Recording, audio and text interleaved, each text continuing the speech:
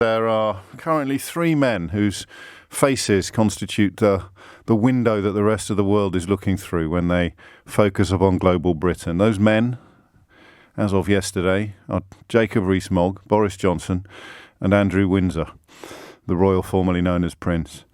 I can't quite believe how far we've fallen, or indeed how fast. And I know that a lot of people listening to this programme perhaps aren't quite ready yet to concede the scale or the speed of the decline. But just for a moment, wonder what we look like to the rest of the world.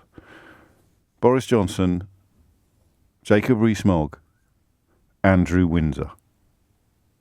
Has there ever been a more damning indictment of the English class system, or indeed a more transparent illustration of just how insidious it is? I do not know, but I do know this. Everyone can play this game. It's a horrible game, I'll tell you that for nothing. And it is, I think, an important one. I am incredibly lucky. And by that, I mean that my little list that I'm about to share with you now is not bad. What's the word I want? It's not as bad as yours might be, okay? I have got my mum's 80th birthday.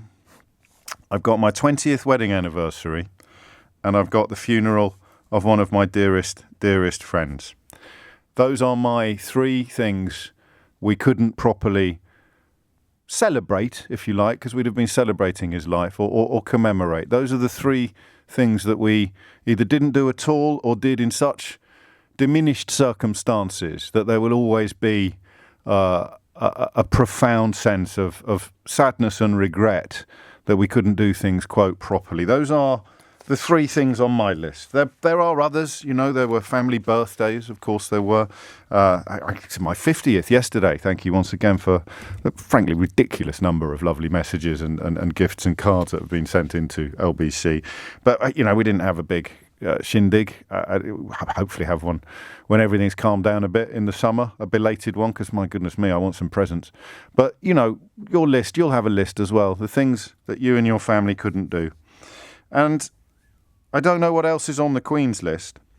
Her Majesty the Queen. I'm not a particular royalist, but I've told you a few times in the past, I do, for good or for ill, and you're always a creature of the ecosystem that you exist in.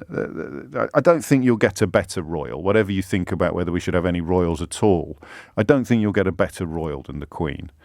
The combination, what you call duty, someone else might call what's needed for survival. But if you look at the state of her son, Andrew, you realise that the Queen is a pretty special person. Whether she'd have achieved much if she'd been born on the back streets of Bolton or Brixton, I do not know, but she wasn't. And she's always managed to combine a degree of dignity with her duty and to create some sort of sentiment that I would loosely describe as positive patriotism. And that photograph of the Queen at the Duke of Edinburgh's funeral. And don't think of her as a bastion of privilege or as a figurehead of unfairness. Think of her today as a wife, a widow, a mourning woman, reduced to sitting alone in a corner of the abbey, socially distanced from her nearest and dearest. Socially distanced from her nearest and dearest. And then focus for a moment upon the idea of the seat of her government, number 10 Downing Street, in the small hours of that day, hosting parties that not only featured one advisor acting as a DJ and dancing, but also allegedly involved one person going to a nearby co-op with a suitcase and smuggling bottles of wine back into Boris Johnson's Downing Street in, I imagine, direct contravention of the law of the time. Focus, if you want, for a moment upon the fact that one of these parties was held to mark the last working day of a man called James Slack. Now, you might not know James Slack's name, but you'll be familiar with his work. He wrote that despicable, that insightful, that utterly horrific Daily Mail front page, Enemies of the People, which the then editor of the Daily Mail, Paul Dacre, contrived to turn the people against the judiciary, against judges. There are many well-documented examples in history of what happens when politicians or media figures combine to turn people against judges. But I imagine, because I've now lived through it myself, that when it has happened at various points in history, people haven't properly registered how dangerous and how insidious that sort of behaviour is. So you're familiar with James Slack's work, Enemies of the People, but you may not be familiar with his name. He went from the Daily Mail to Downing Street, and he went from Downing Street to The Sun. And the Sun newspaper, uniquely, has been very quiet in its criticism of the so-called Downing Street parties until yesterday, and now you know why. So once again, an organ dedicated to telling you to act against your own interests turns out to have been acting all along in its own interests. The deputy editor of The Sun was the subject of one of the parties which saw people smuggling wine into Downing Street and dancing in the small hours of the day upon which Her Majesty the Queen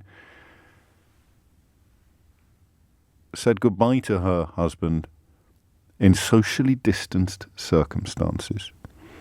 So the self-appointed patriots, you know the ones, the liars, the ones who drape themselves in flags and claim that they care deeply about these intangible principles of pride that can be loosely filed under Rule Britannia. All of them today either come out and absolutely condemn what has happened and call for the ringleader, call for the organ grinder to do what any decent person would probably have done last week and walk away, or you render yourself a complete hypocrite. Because this was. I mean, I may ask you in a moment when I get to the end of my introduction how much it matters that it was the day of Prince Philip's funeral, the night before, and the small hours of that actual day, because I can't quite believe how much that's hit me. And I speak as someone who doesn't routinely tug his forelock or wave his little flag whenever the royal family is mentioned. Not least because, as the Andrew Windsor scandal reminds us, they're just human beings like you and me. Although right-wing politics and aristocracy and certainly monarchy depend upon somehow inculcating in the minds of the population the idea that these people are better than you. How many times this week have we remembered that often forgotten verse of all creatures great and small? The rich man in his castle, the poor man at his gate. So I'm surprised. I think it's actually, and this is part of the secret of her historic appeal, I think it's because the Queen on this occasion speaks for all of us, or the Queen on this occasion represents all of us. I saw the Queen sitting alone at her husband's funeral, and I thought immediately of my friend, who we had to say goodbye to in ridiculously straitened circumstances. The massive majority of his friends and many of his family forced to watch proceedings on Zoom. And they had a party the night before the Queen had to say goodbye to Prince Philip in similarly straitened circumstances.